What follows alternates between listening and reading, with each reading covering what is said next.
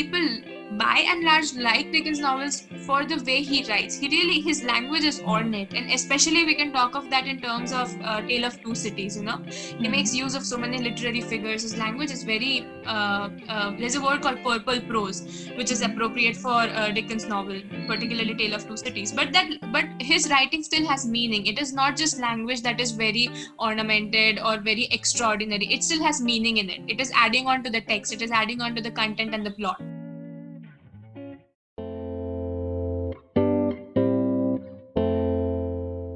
Hello, ladies and gentlemen. You are listening to our podcast of Quacks and Quirks, where we sit down to have simple yet interesting conversations with people. Hello, ladies and gentlemen. This is Inosh Vishwanathan, and joined in with me today is my co-host Shrishti Singh. Hi, Shrishti. How are you? Hi, Inosh. I'm good. How are you? Oh, I'm doing well. So, Shrishti, without much ado, can you go ahead and introduce our guest for this episode? Yes. For this episode, we have with us Hashruti Mistry. She's a friend's friend, and we know her as somebody who loves literature, who loves history, and she's also a student of English literature. So, with this, we welcome Hashruti on this episode. We are glad to have you with us. Thank you. I'm very glad to be here. So Hashruti, tell us what do you do these days, like in lockdown, and like what is your daily routine to say? My daily routine is fairly mundane, I guess, just like a lot of people out there would be having. Recently, we started with our classes for the next semester. That is my final year in MA. So I've been engaged with that since a week or so. And also we have the talwar of exams hanging on our head still because there's no clarity related to that. So I try preparing as much as I can. So most of my day is centered around me trying to study and then cooking and all the daily other normal things that I do. Nice. So, Harshiti, tell me this: did you learn anything new during this lockdown period? Like any sort of thing, or did you read something good? Anything? I did actually. What I learned was mainly related to cooking because as everyone is on a cooking spree, so was I. But I was not trying to cook new dishes. Actually, I was trying to step up my skill by trying to use as minimum utensils as I could so that I don't have to clean the mess after that or things like that. But to say I really tried practicing and learning more of my flute, something that I was already learning. And of course, I did read a few books here and there. Some I left in the middle, some I finished, some I've just started with. So that's that. Okay, great. So let's get on with our real discussion. So today we'll be taking up three of your favorite books. And the first one of your favorite books is Harper Lee's To Kill a Mockingbird. Can you Yes. go ahead and can you go ahead and tell us a bit about this book as to why this book is so special and so unique and so good? I think with Harper Lee's To Kill a Mockingbird, what I personally feel makes this book what it is how universal it is. Regardless of the time frame in which it was written, it is always relevant to whoever reads it. And it is one of those books that always grows with the reader. So I read it as a kid and I felt something different. I read it as when I was in the first year of my college, and it spoke differently to me. And I again read it last year, and it was something new to me. So it doesn't get old. I can read it over and over again, and that is something that makes it very special for me. But by and large, yeah, you're saying something? No, I was asking this again, why do you think, like, I've heard this novel a number of times from people like who are of our same age and they love this book. Can you tell me why does this novel why does it resonates with us so much, like youngsters like you and me? I think it resonates with us because we are people who are still trying to form our views and perspectives about the world we live in. So when you see Scout being a child and an entire novel being narrated from a very curious kid's point of view, it somewhere resonates with who we are as individuals. Because you and I and all of the people our age or younger than us are still trying to figure out and understand the ambiguities in the world out there, how ambiguous the moral compass is out there, and the book provides you with a fair bit of description of how Scout and her brother come to know about the world that is around them, and their father Atticus is somewhere or the other trying to make sure that they get a real picture of it in whatever ways possible. I mean, we of course have to pay attention to the fact that it is fiction. The book is fiction, but at the same time it is not trying to give a rosy good picture of the world around them, where everyone who deserves justice gets justice. It is not that way, because at the end you see that the Mm, fight is against racism, and you don't really emerge victorious in that fight, especially in the book at least. So no, mm, you see how you as a person or I as a person are still learning and forming our views about the world, and you see that you will be encountering so many similar things like Scout did, and you have to be open to mm. learning. So I think that is where it resonates with all of us. Okay, Mm. Harshvati, True, true. if I can like interrupt in between and ask something. Yeah, You sure. you said that you read it when you were a kid and then you reread it and then again last year you read it again. So I wanted to know, is this the same with a lot of novels? Because when you have read it, like for example, I had some novels in my ninth or tenth standard, and then I guess I didn't understand those things as well as I understand them now. So do you think this changes with a lot of novels, like the way you understand them? I do. It is something that is personal, because not every time you want to revisit a book, but many Mm-hmm. of the times when you want to, it is most certain that the insights that you have developed over the years will affect the way you read the particular novel. And without taking any one novel into consideration, you can just pick up any example, and you will find that your reading from the first time will always be more enriched, I would say, if not different, more enriched by your experiences the second time it would be. And then the third time, you might notice things that you did not notice in the first or the second reading, and you will just be astonished how you missed out those tiny details. Mm-hmm. Mm. So, this particular novel that we're talking about, I believe it's got a lot of different messages added into it. Which message would you say is good social message that you would like everyone to, embrace?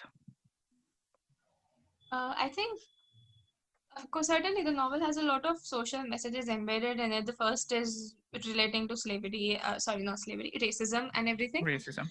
Yeah, racism. But more than a social message, I think what is important for all of us to understand is the very fact that you have to be curious, and you have to be curious to know about everything that is going around you. You cannot turn a blind eye. And that is particularly where the novel strikes a note, because it is written from a child's perspective. I'll repeat this fact over and over again. And children are known to be curious. They want to know everything about everything that is Mhm. going around them, because they are learning. They want to keep learning. They have that zest. But when we are growing up somewhere or the other, I think that fades out in the background, and that really affects how we turn out to be as people. So I would say that if we want to take a message from this particular book, it should be that we always have to be open to learning newer things before we form our stern opinions about something. Because we Mm. would never know the other side, or like, you know, you have to step into Yeah, other shoes to see the world from their eyes, is what Scout is being told by Atticus in one of the chapters of the book. So you really need to do that. So that is the message that I would want to take from the book. yeah, true, true, completely true. Next, can we talk about the characters a bit? Like, Yes, yes. which one of the characters is your favorite one in that particular novel? I all of the three characters, Scout, her brother Jim, and their father Atticus, are my favorite Mhm. characters, because they show the different viewpoints and everything. They're different from each other, but they're still together as one family, helping each other. So all three of them are my favorites.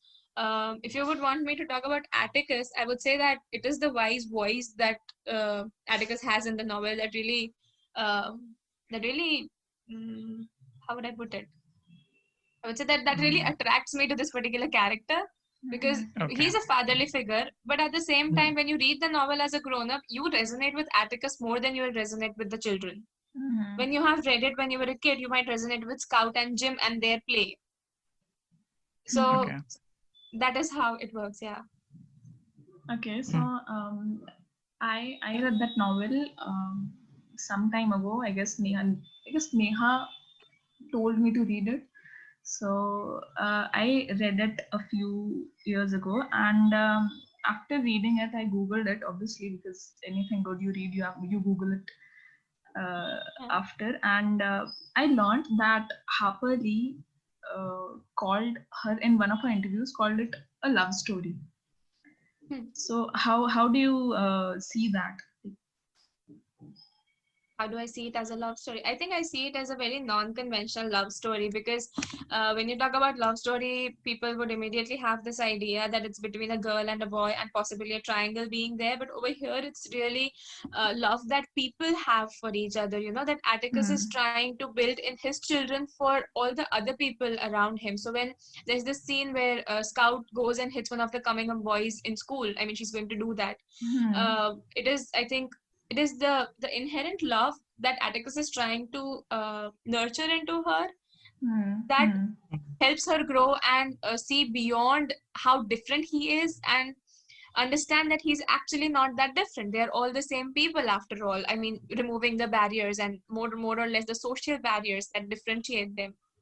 So I think this is a very unconventional kind of love story in that sense, and it has it is bent towards more of family love between children, mm. Hmm. friends, even Hmm. even we as individual beings.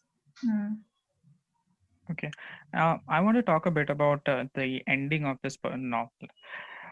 With my particular question would be like, after everything that had happened, the way this novel ends. Okay, Hmm. would you say that Atticus or let's say Scout herself, are they irrational in still believing that there is a goodness among humans? No, absolutely not, because I don't think they're irrational at all in believing the goodness in the world. I mean, come on, how can we believe that? There are a lot of lot of wrong things happen, not wrong, but um, I would say negative things happening around us, and we still have hope. And you can just take the pandemic. We are still hoping that we'll get out of it, right? So there's always hope, and certainly there's always a drawback and a setback that one receives when one is Mm, too positive or too optimistic. But that doesn't mean that you have to stop being that. So I don't think it's irrational for Scout or for her father or her brother or anyone in the novel to keep hoping for good. Because if at individual levels, I think that is what the book also tries to say, that if at individual levels you keep doing your bit and if you keep taking baby steps, some or the other day there will be good around everywhere. Okay, so if I could So, add something here, uh, mhm, because Inosh asked this question, I think if I'm reading the novel and I'm out of the picture, I'm the third person who is observing everything that is happening there, and there are these many characters, and this play is going on. Just for example, I certainly believe that this book, if you read the whole book, you'll definitely get this message, social messages that Harshruti said. But there are very small things that you can learn from Atticus character, and Yeah. that is like that is something that will make you believe in humans' goodness and everything that I understood after reading the book. Because No, if I'm the third person and I'm reading it, so I feel as if like wow, I want to be like this person. And if I'd been a child and if I'd been at Scout's place, I would not understand it that better I'm understanding it being an adult and staying out of the picture, I guess. Yeah, can I add something here? Yeah, definitely. So, just in the same line, there is this scene where a mad dog is approaching where all of these people live, where Scout and her house is, right? So, these children don't know that their father is such a good shooter, and he's never made it a point to let them know because shooting is a violent act. But when he has to do it to protect a lot of the people, he comes up and he does it, but he doesn't let his children see him as a shooter or a hunter or a very larger than life character when he's done such an act, when he's played a role of shooting the dog. So you see how Atticus is this perfectly built character, I would say, like, and he's so much human. Even while he's in novel and he's in the fiction, he functions as normally as humans do, and I think that is what adds on to the uh, adds on to why people like this novel so much, and after so many years it is still one of the most read novels and one of the most to be read novels. Mhm. Uh, just to interrupt, I'm really sorry I'm doing this, but uh, right now, since we're talking so much about Atticus' character, I have this issue with him now. For example, like, call me a pessimist, but don't you think that the character of Atticus is too good to be real? Like, I don't think people are that way. Like, everyone has got their own dark sides, and all we can see about Atticus is, the way he's mentoring his kids, the way that he is providing the right sort of wisdom for his kids. Don't you think that is a bit too fictional or bit too good to be real? Actually, I don't think that it is too good to be real because of course I do have this screen between me when I'm reading that novel that it is fiction, even while how much Hmm. ever I want to humanize Atticus, not humanize, actually Yeah. see him as a human functioning in real world. But at the same time, I feel that he does have his loopholes and other sides that probably the novel does not focus on a lot, maybe because that was not the center area of the novel. Had it been a novel that would explore his character, I think Lee would have taken into consideration the darker sides and made it a gray character, because her characters are not absolutely Hmm. I mean, they are good. You see that they're very positive people trying to bring a change in the society, be all nice and everything. But somewhere or the other, you still see them functioning in this larger web, and there is something that holds them back, or there is something that will hint at something or the other. Not particularly Atticus. So I know your question was about him, but there are characters who are trying to show the other side of the society. Hmm. So while she does that, I think I have my biases towards the novel and Atticus being my favorite character. I don't think he's too good to be real. I think he's just absolutely Mhm. absolute. I Yeah. understand. I understand. One last question to sum up this book. And this is not related to the book itself. I just wanted to understand your view of novels. How would you rate a novel to be good? Like, if the novel is too close to reality, or if the novel is too distant from reality, but still it has got a good fictional world in it. So, how would you rate a novel, if whether it is good or whether it is bad or whether it is somewhere in between? So, what's your subjective take on this? That's what I wanted to understand. Yeah, so this is a very interesting question. Actually, I think I would not rate a novel first of all, but if I have to choose a novel that I would like or dislike, it would be on the way in which the plot has been constructed, because the story and the plot have to be gripping. But at the same time, it would also be based on how the characters have been woven, how the characters have been sketched out, and also the language. So, in terms of the reality aspect, sometimes there are novels that are just absolutely about the reality, and you would still not like them. But at the same times, there are novels that are absolutely about the fictional world, and you would still not like them. So it is how there's a balance between both of these. Like you can, I just recently read Harry Potter. I'm not absolutely a Potterhead, so I would love if you Hmm. don't ask me a lot of questions from that. But so you see that novel, Harry Potter being a work of popular fiction, Yeah. you there is an element of realism also in that, even when it is absolutely not about realism per se, right? You understand how the Dementors and Death Eaters are all there, and they're trying to suck Harry's I don't know what the word is, but you see that how I can take it as a very metaphorical explanation of me being a person, and around me there are circumstances that are so exhausting that they are sucking my energy, or that can be for anyone. So it is about how much I can relate with the content and what is being said in the novel and the characters, more than that novel being an absolute work of fiction or realistic. So I would judge it based on that compass. But I mean, of course, everybody has their own way and compass of understanding and rating a novel. So this is something Mhm. subjective, absolutely. Yeah, that's purely subjective. That's why I asked you your subjective take on it. Yeah. Anyways, uh, moving on. Like, can you tell us, like, you've read a few, like, I won't say you've read enough amount of classic novels, and you've read the modern literature as well. So, would you Hmm. say that somewhat the recent time literature that is coming out, does it fall short of the greatness that these classic novels consisted of? No, I would not say that classics are very great and recent novels that fall under popular fiction or modern fiction are not Hmm. great.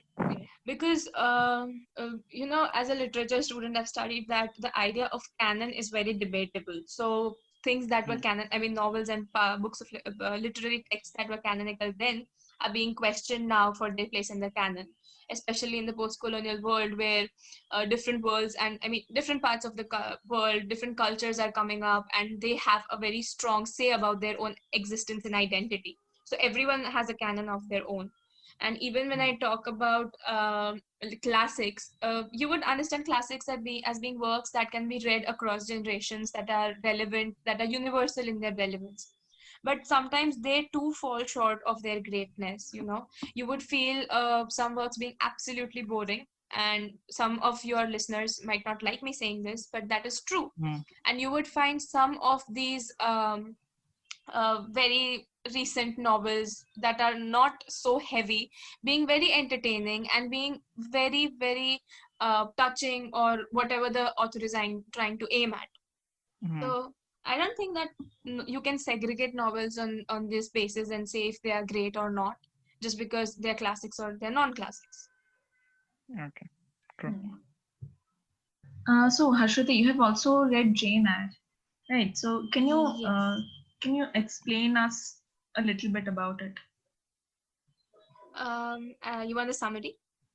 Anything you love about it, or why do you think it is a very significant work when it comes to classic novels?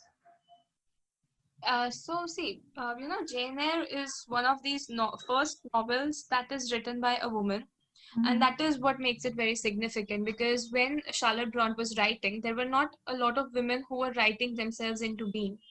So when Charlotte Bronte writes a novel like Jane Eyre, it is important in that it is somewhere creating a wave of change in the literature. So that is one thing that makes this novel so important. At the same time, she wrote under a pen name. She did not really write the novel under her own name, Hmm. because not a lot of Victorians would have reacted the same way as they did to the novel, Hmm. finding out that it was not written by a man.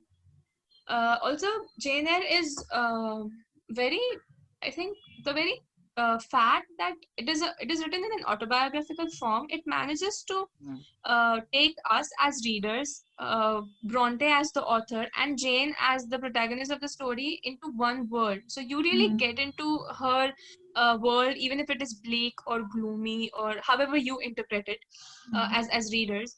She manages to take you into a world, and then it is a one-on-one conversation that you feel that Jane Eyre is having with her reader, because readers are addressed directly at a lot of points in the novel. Hmm. The other thing is that the way in which this is more of a journey. Okay, so I read somewhere that it's like she borrows it from Daniel Defoe's Robinson Crusoe, where the novel is about a Crusoe's journey, but this is a Hmm. journey inside. You Hmm. have this protagonist, Jane Eyre, who is actually exploring her own self and her own identity, and the Hmm. notion of self and identity is so important to her, Hmm. and that comes out very strongly, because if I place it in its era, I mean, when it was written in the Victorian era, you don't find Hmm. women so headstrong to have their own individual identity and have a very strong sense of self. So, Hmm. so these are the parameters that make this novel so significant, I would say. Hmm. Just I need to understand this. Like, you're relying more on how the author of this work was living in the era and how she's written it, as distinct to what the novel is all about.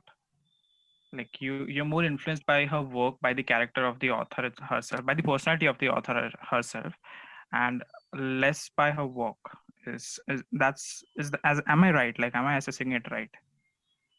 Actually, it is not absolutely that, but somewhere it is that, because I really Hmm. like the way Charlotte Bronte has constructed her novel. But at the Okay. same time, I, being a post-colonial reader, have Hmm.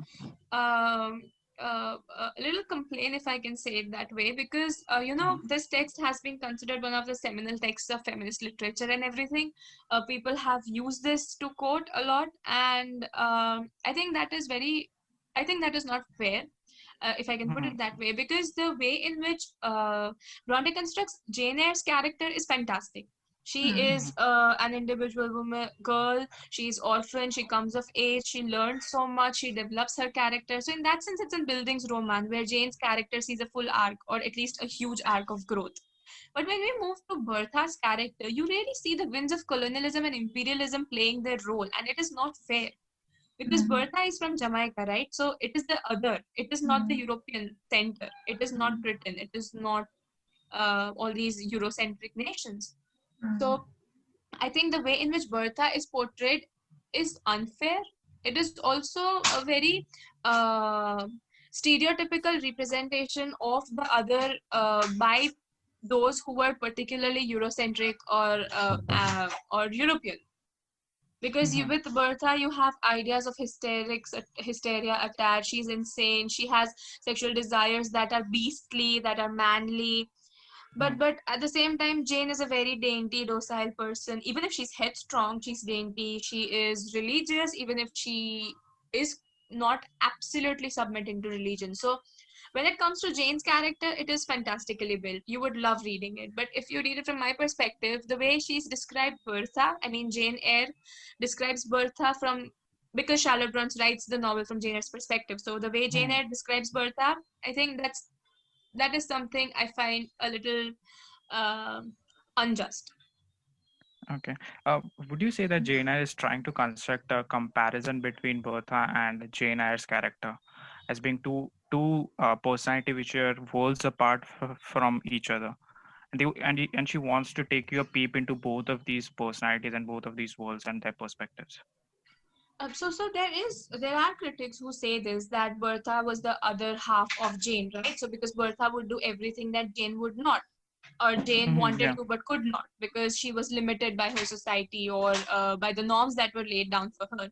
But I feel that if, I don't feel that is a justification good enough to have such a kind of portrayal for Bertha, because Yeah. I just cannot do away with the fact that she's been portrayed in a particular way, in a very stereotypical, stigmatized way. So even if Bertha is the other half of Jane and she's representing the element of madness that Jane would have has suppressed in her due to whatever circumstances, I you can understand that when you're trying to understand characters in terms of duality and parallels that you draw between the characters, but they're still two different characters in their own light, and I don't Hmm. feel Bertha has been given a proper way of proper justification. Her character has not Yeah. been drawn properly. Yeah. Okay. So, taking a dig into this particular novel itself, um, Okay. I want to ask this question itself: like, how is Jane's love for Rochester? Would you say it is foolishly romantic or it is something else? No, Jane's love for Rochester is absolutely not foolishly romantic. When you read the novel, you'll actually understand this. I mean, right from the start, it is established that Jane is somebody who has is this very high sense of self.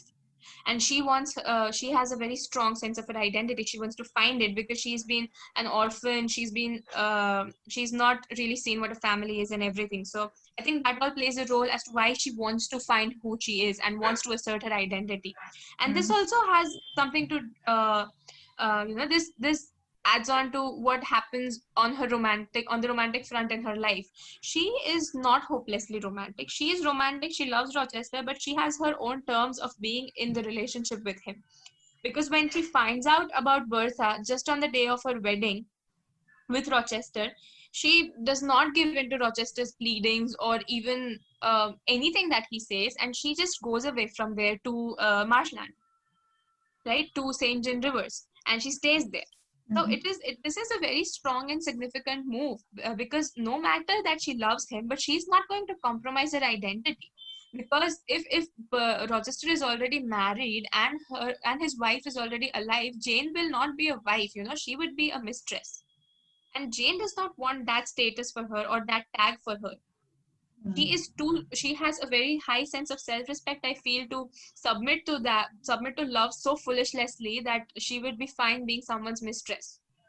And Rochester says that Jane will not have to live with him in England, because and they can go and roam around all over Europe, because there he can introduce her as his wife. But staying back in England, there will be people who know that he is not his wife exactly, even if they are married, because Rochester's first wife is still alive, so she will undoubtedly be his mistress.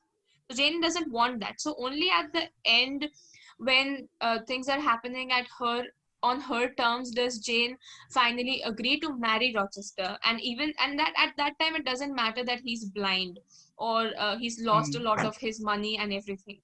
Bertha burns Rochester's estate, right?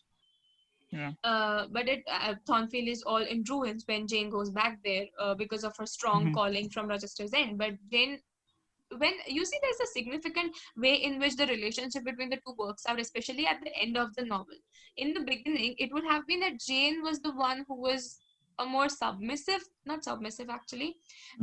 Rochester was going to have an upper hand in the relationship in some way or the other, in their relationship to each other. But by the end of the novel, when it actually happens, when she actually marries Rochester, Rochester is blind, so he continuously needs Jane's help. He's dependent on Jane, even for money, even for all sorts of help. So it's not hopeless romantic. It happens on Jane's terms, and Jane is able to retain her own identity as a self, as an independent woman in some way or the other. Okay. So, Harshruti, the next character that I'd like to talk about is someone by the name of Helen Burns. Okay. I found that character to be a bit redundant. Like, would you agree to it, or would you say that as a few um, interpreters of this particular novel had the suggestion that Helen Burns' character had a lot of influence on Jane Eyre as she was growing up?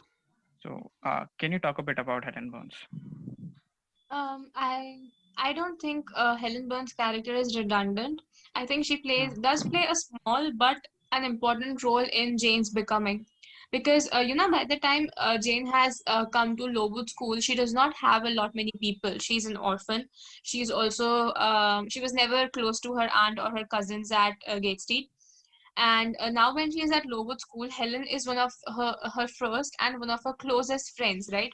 So from Helen, she learns what it means learns the value of friendship. And Helen is somebody who is very honest and religious, also pious, and she's also loyal and compassionate. So from Helen's, you know, when I was starting this novel, I read this particular line somewhere on the internet, that from Helen's pious nature, Jane learns what it means to turn the other cheek, and learns to see the world through others' eyes. So in that sense, Helen's character and Helen's role is significant in Jane's in this story, in Jane's story of her life. Um she's not redundant, and you see how Helen has been portrayed as a very angelic and accepting person. So I think that also allows Charlotte Ron to talk about a certain religious ideals and norms that were prevalent in the society at the time when she was writing. Hmm. So I think Okay. Helen's character is not redundant. Yeah. Okay. So this would be the last question regarding this work, and this would be, I guess, a bit more personal question as well. Uh, so Jane Eyre is portrayed to be completely operating on her own moral compass. Okay, like she wills something and she wants that to actually take place. So do you think that that this particular idea of, you know, a woman playing a role in the society, act would it be possible for any real woman to do so, to act on Uh, her own moral compass and not on social conventions? Certainly. I mean, obviously, it is possible for every woman who has the agency to exist and function on her own moral compass, because if you would see, the society's moral compass is pretty screwed, all right? It is so ambiguous. It is not absolutely clean as you would want it to be, or as we are fed as kids that it is. So it is necessary for women to build their own moral compass and function according to that. So I don't think anything should hold any person back for that matter. But if we talk about women particularly, they more so have to be strong headed about their own self and what they want to do and how they want to do it. Okay. And adding one more question to it, how big do you think that these social conventions play in the upbringing of a woman in our society in our present day? Social, talking The particularly about any women. social conventions, like the sort of culture that we are brought up in, or let's say Jane Eyre's conditions, in those times, the condition of women. So, how big a role do you think that these social conventions play in the women? They do play a very significant role in upbringing of women in particular. I mean, of course, social conventions play a very important role in upbringing of anybody, regardless Mm, of their being a male or a female or a woman or a man. But they affect women more, I think, because women are expected to adhere to all the norms that have been put up for them, and they're more strict. With the other uh with others, it is more neutral somewhere. It is more liberal with the men, but for women it is not so neutral. It is more strict because there are so many sensitive issues like honor connected to I don't know why I said it like that actually, but honor connected to women, right? Because the entire issue of virginity and a girl maintaining her virginity till she's married, a girl mm, not enjoying her life the way she wants, a girl not drinking, a girl not doing this, a girl not doing that. I mean, you can just fill in the blanks as many mm. with as many words that you want. So they're more strict for women, and I think that has to change. I think somewhere it is changing because our generation is learning to question these ideals and beliefs and social conventions. So Okay. they do play a very major role, but I don't think that role is important or necessary. It is actually more restrictive and it's not fair. Mhm. Hmm. Harshita, you talked about questioning these norms that have been put up for women or for anybody, let's say. So, do you think literature plays a very important role in this? Because sitting here, we are people, we are millennials, let's say. Yeah. I'm sitting here reading these novels which are of uh, which were written so long ago. We understand how women used to live in those conditions, how men used to live in those conditions, uh, what were the things that they had to follow, the societal pressure and everything. Do you think literature is a very important thing, uh, and it is not getting that attention it should get? Because I I do see feel a that very yeah, go very on. few people following English literature as their major in colleges, yeah, anything like that. Yeah. So I think your question can be divided into two parts, right? One about literature as a stream, and the other as the larger role that literature or books in Yes, the more yes, general sense play in yes. everyone's life. So Mm. of course books, of course it plays a very important role, because it's not just a creative world that one person who is writing the novel is bringing into being. It's not just limited to their imagination. I mean, that's Mm. one faculty that drives their writing. But Mm. more so, literature is like a mirror to the society in which it is constructed, the work is written. At the same time, it reflects the values that the writer might have had. Mm. So it is really jam packed in that sense. It is loaded with a lot of meanings that you have to decode when you're reading it. And by Mm. decoding, I don't mean that it is not easy, or it is very hard, or anything Mm. like that. It's Mm. just that you have to understand what is being said and why is it being said and what is it hinting at, Mm. and you have to make it relevant to your times, right? So in that sense, literature plays a very significant role, because you can take up any movement for that matter, and you would see that there's poetry being used as a means to Mm. express the voices of those who are revolting. It is also that there is prose being used by those who are trying to validate their rule or validate their hold over a particular section or a particular section of the society at a particular time. So certainly literature plays an important role. But when you talk about literature as a field, English literature as a field, now there's this sense, it has always been so, especially for us in our country, and it goes across all parts of our country, that humanities is not something you study. You don't have Yeah. a career in humanities. You become a doctor, you become an engineer, you become you take up science streams, you become a CA, a lawyer. These are fields that are going to be paying you more, and they are going to earn and fetch you more respect.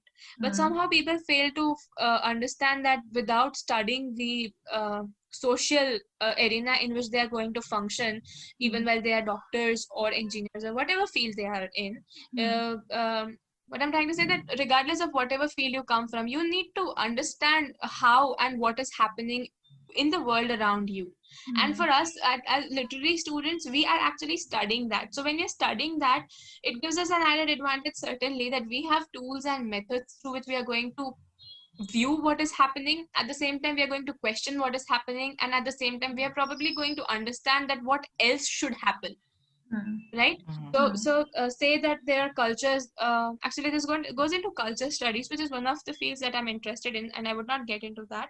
But Mm. as a field, literature really helps you develop as a person, because you are reading so many different works. You are, and it is not only related to reading novels and understanding that. You're reading series, you're reading the context, you're reading those voices that were that gave rise to these books or poems or Mm. drama, everything. So there is a larger historical, political, social phenomena that is going on, and we have to understand that, because without that, we are just the same people, and there is no scope of change or difference. Mm. Mhm. Okay, True, so I true. have another question in my mind, but I think I'll ask that at the end of the episode. So jumping on to another one of your favorite novels, that is A Tale of Two Cities from Charles Dickens. Yeah. So can you tell us as to why this novel is considered in such high regards across the world? Yeah. So, I think it is because Charles Dickens' writing style again is so interesting. Hmm. Uh, and one interesting fact about this particular novel is that it initially came out in periodicals. It came out as Hmm. weekly in episodes, right? Hmm. So I think Mhm. it had short chapters. It has short chapters even while it is combined together as a novel. So Hmm. it is really gripping. It keeps you up on the hook, and you would not want to keep it down. The mystery Hmm. is not mystery exactly, but the suspense is so well woven, and Hmm. you might even take a guess, and you might be right in your guess as to what is going to happen next, but you will still Hmm. want to read it, just because Dickens has described it so beautifully when he's giving his descriptions. Hmm. Mhm. And this is considered as one of Dickens' best historical novels, historical Hmm. fiction. Hmm. It is set Mhm. up against the backdrop of the French Revolution, Mhm. and I think people like it because it is Dickens' novel. Acha, Yeah. on this note itself, can you tell us more about Charles Dickens as a person and as an author? Why is he regarded as such a great legend? Charles Dickens, I think a lot of it has to do with how his works are, his writing is a mix of, it has some humor to it. It also has satire. It also has sarcasm. At the same time, it is also witty and ironic. So you get a Mm, power pack, Mm. a full package when you're reading his novels. Also, his characters. When you look at his characters, most of his novels focus on one particular character, like Oliver Twist or yeah. Great Expectations, Mm. novels Yeah. like that.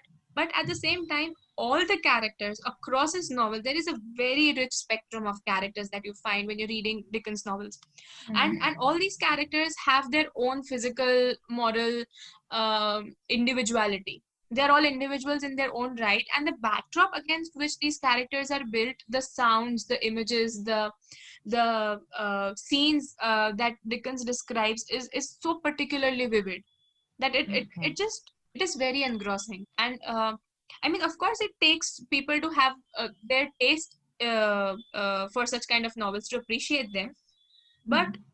I still feel that people, by and large, like Dickens' novels for the way he writes. His language is mm, ornate, and especially we can talk of that in terms of Tale of Two Cities. He makes Mm. use of so many literary figures. His language is very. There's a word called purple prose, which is Mm. appropriate for Dickens' novel, particularly Mm. Tale of Two Cities. But his writing still has meaning. It is not just language that is very ornamented or very extraordinary. It still has meaning in it. It is adding on to the text. It is adding on to the content and the plot. mm, Also, one thing is that I have studied that Dickens was one of, compared to Shakespeare or Chaucer in terms of his character building. And Mm. at the same time, he was really gifted with how he would mix in irony, and he would mix in humor together. And Mm. initially, he started as a writer. Uh, I'm just saying that Dickens has this. He has this, kira to keep exploring more and more in human nature. So you would find sometimes characters that are not necessary being woven into the pattern of the plot, but Mm. that is just because mm, he's exploring the vagaries of human nature, and you would enjoy that. mm. Yes, yes. True, And true. talking about this, can you tell us your favorite character from the novel? My favorite character is, of course, Sidney Carton. He is this underlying hero. Mm. And I think he's the this particular character that has the most depth, psychological and emotional depth, if when compared to all the other characters in the novel. Mm. Mm. Also, the See, major themes of the novel are attached to him, like, yeah, no, I'm sorry. Go on, go on. given. Yeah, so the major themes of the novel are attached to Sidney Carton's character. So his is the favorite character. He is my favorite character. Okay. Adding to this, like we were talking earlier about this idea of Charles Dickens when he's writing different sorts of novels, he's actually focusing on one particular character and then building the stories around him. Would you Hmm. take A Tale of Two Cities as an exception to this rule, where actually he's got a variety and variety of characters out there, and the actual underlined hero is introduced very late into the novel, a bit late into the novel, and the novel is not actually revolving around him, but it is revolving around him. So would you say it is would you rate it as an exception to the sort of Charles Dickens was doing back then? Yes, I would, because this particular novel is an exception. Dickens had tried writing a historical fiction even before this, if I'm not wrong, but this was his most successful attempt. And this is a historical fiction. Other of his novels are more like Bildungsroman, revolving around one particular character and how they come of age, and how Mm, they eventually get settled into the middle class society. He is also one of the Victorian writers. mm, So he's also writing in the age of industrialization and everything. But this novel is certainly different from other of his novels, because one, it is a historical fiction, and the other thing is that I don't really think that there is one particular protagonist in the novel or one particular hero. It is up to reader mm. interpretation to see for themselves whom they want to see as the hero or the protagonist. I would not use the word hero, actually. I would use the word protagonist. Okay. Yeah. Okay. Next. thing that I'd like to ask you is, you remember that particular scene where Sidney Carton is proposing or is actually confessing his feelings towards Lucy Minette? Mm. One of the most striking things of that particular, the way that Dickens does that was, uh, I found it that the sort of feelings that Sidney Carton actually embraced or had for Lucy Minette was actually a feeling of hope. Like it is portrayed in such manner that Sidney Carton is actually wasting away his life, but then because of Lucy Minette, he can see a future where he's not doing so. So in that manner, like, would you say that one of the best expressions of love was actually through the way of giving hope? And can you talk Hope. about this scene in general?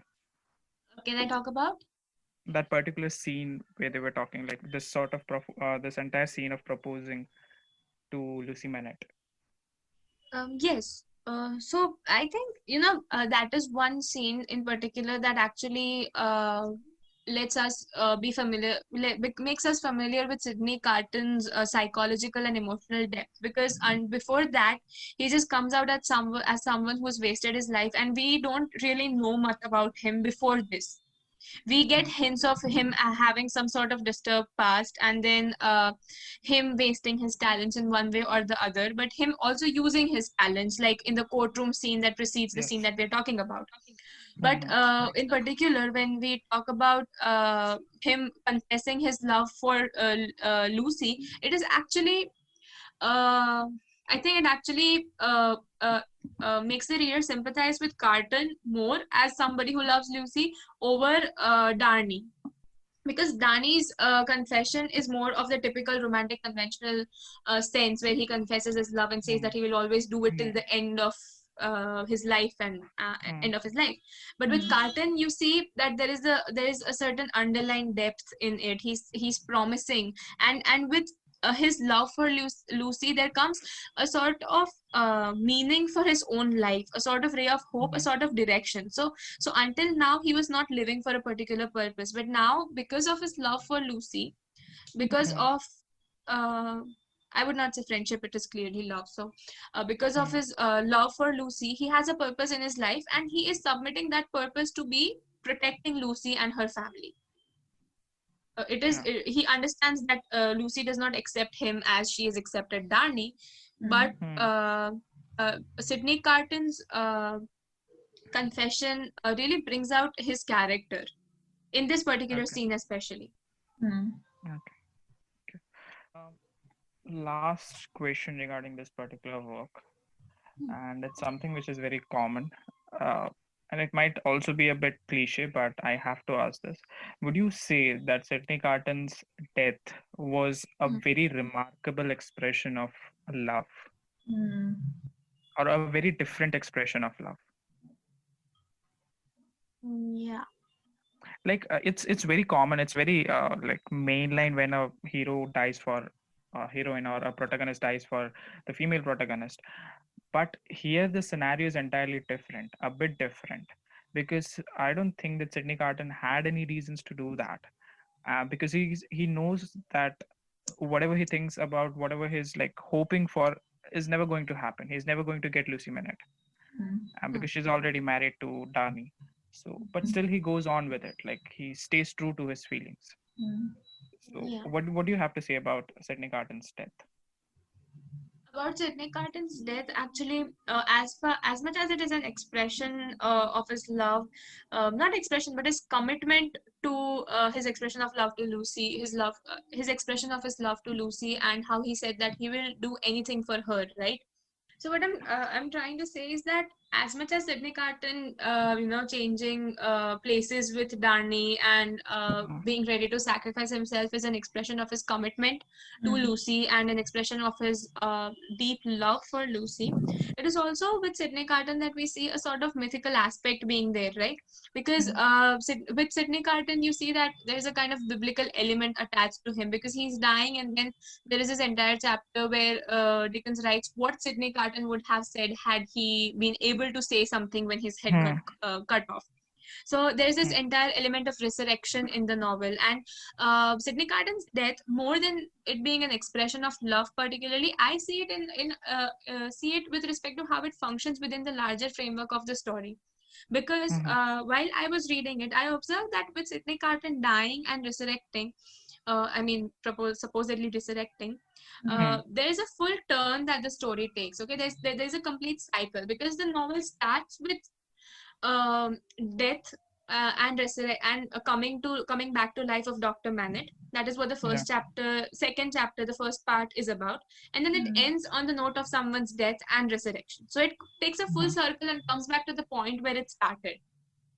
Mhm. And I think in that aspect, Sidney Carton's death is more important, but also the message that Dickens is trying to give uh, through Sidney Carton's death, and particularly in this last chapter where he's giving this very sermon-like message, is that uh, Mhm. there are people who are dying for others, like just like Christ died for the betterment Mhm. of his people. Sidney Mhm. Carton dies for the betterment of everyone. Not Mhm. So you draw parallels that way, and Yeah. there's this hope that emerges out of that the last piece of writing in the novel, that there will come a day where people will stop fighting with each other, where the society will not be so corrupt as it is. So there will really be a change, and there will really be a better time tomorrow or later or someday. Mhm. True. True. Mhm. So, as I said, I had a question in my mind at that time. I just wanted to know this from both of you, from Ashruti and from Inosh as well. What do you think? Like, what picture do you have in your mind of a good writer? Like, how do you say that this person is a very good writer? Like, you should read this person. So, like, what is that for both of you? Inosh can go first. Yeah. Well, I would on different parameters. I can name two parameters based on which I, the way that I rate a particular writer or the writer which I like to read more. The first is uh, the works of that particular writer, how close that particular work is towards reality. I like this is a very subjective factor I'm suggesting. This is the subjective element, I would say, where I take this issue that I don't read much of fictional works. I want to read some work which actually has a reality or a sense of reality portrayed into the characters, where the characters are a little more complex, a little more real, so that it gives me a sort of perspective about the real world. So that's my subjective take on it. If I look at the other parameter, that would be a bit more objective, in the sense that now a writer, for example, if I'm rating a writer, I want to know how much his works have impacted the society. That comes as an objective parameter. For example, if a particular writer's work has actually triggered off social movements, or has triggered off some sort of a new idea or ideology or a philosophy, so I would take interest in that because I can see the results of his work, and that makes me interested in that particular writer's work. That how did it happen? So that would be the objective take on it. So based on these two parameters, I generally pick a particular writer and his works. Ashruti. I should Uh, be. yes. Actually, for me, a good writer would be someone whose works establish a instant connect, not so instant, but a connection with the reader. And Hmm. I agree with what Enosh said about the writer, contributing to the society and reflecting what is going on in some way or the other. At the same time, I think a good writer will be someone who is also able to have a neutral stance sometimes Hmm.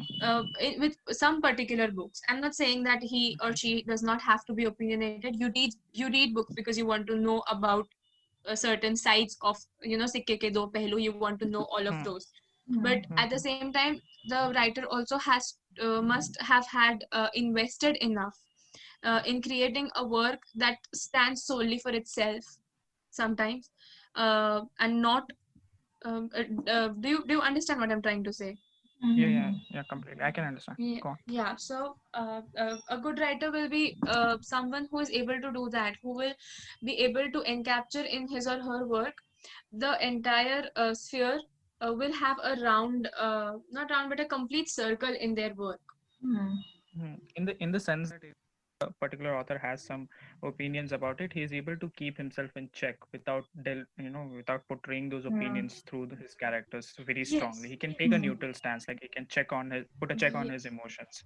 Mm. and That and that is yeah, that that is I think that is important sometimes. I mean, of course, writers have to be opinionated. You have writers who are very opinionated, and their works are very their works are brilliant. I mean, you see Arundhati Roy, yeah. Arundhati Roy, her works, and you understand that there is a clear stance that this particular writer is taking. But more Mm, recently, when I have been reading, I was wondering if there is some writer who has taken a stance that is neutral, and I was actually wondering with the idea of how that would work, because I have not read writings that are neutral. So this is Mm. something that I'm trying to search. So I think Mm. I can say that somebody who can do this might be a good writer, so this is a might be kind of mm, element in Mm. seeing if someone is a good writer or not. But more mm, or less, a good writer will always be someone who is able to connect instantly with their readers through their work. Because otherwise, if the work is very dry, it does not connect, no matter how ornate the language or how rich the characters. Mm. okay, great. So, Harshit, end this episode on a good note. Like, Yeah. apart from these three books, can you go ahead and name at least two or three books that are just as important as these books, and a normal average reader or a layman should read in their lifetime? Suggest any three Yes. books. Since we've talked about classics a lot, I think I would Hmm. suggest non-classics, if I can say that. Yeah. Non-classics being in Mhm. quote. Yeah. I would really I would really suggest people to read Khalid Hosseini's Kite Runner. Mm. It is a Mm-hmm. very beautiful work, and it's also diasporic literature. Talking of diasporic literature, they can also read Jhumpa Lahiri's Namesake and Interpreter of Maldives. I like Mm. Namesake a lot. Mm. And more recently, I read Homo Sapiens. I think Mhm. people should read Homo Sapiens. It opens up a lot of possibilities of thinking and questioning. Okay. So if I can suggest, I would suggest these books. Yeah. Yeah. Great. Mm. Um, Harshruti, like Mm. this has been a Yeah. very good experience for us. Like I literally like the insight that you have regarding different works, and it's very unique. Thank you for coming on the show and talking to us. And I think that Shishti would also have something to say. Yeah, Hashruti, thank you so much for talking to us for this episode, and I really loved the way you talked about these novels. I was listening very patiently to everything that you were saying, and it was beautiful. It was really nice, and thank you again. Actually, thank you, because you gave me a chance to say everything that I've always wanted to say about these particular novels. And actually, the second last question that you asked is something that I will always be wondering about more so from now, as to who a good writer really is, because that opens up a lot of room for thinking. Yeah. So thank you, because it was a wonderful experience interacting with you and answering your very witty questions, I would say.